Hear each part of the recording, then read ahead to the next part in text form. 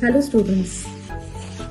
I feel there are three important barriers which any management student should overcome so that the employers can consider hiring him or her. The first is more to do with the mind. So don't think that just because you're out of a management school and you are now an MBA graduate means you know everything.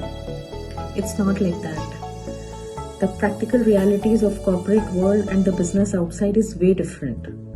So give yourself some time to understand these realities, because finally experience is important and it does matter. The second barrier is communication, effective communication.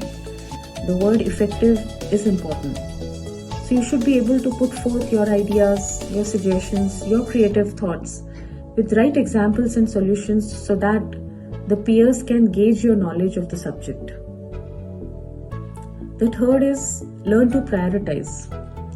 I see a lot of good educated employees around are not able to grow with the speed they should because they fail to prioritize and manage their time. Learn to plan, spend some time in planning, and then ensure that you follow that plan. This will definitely help you to be a good and a successful individual in the corporate world.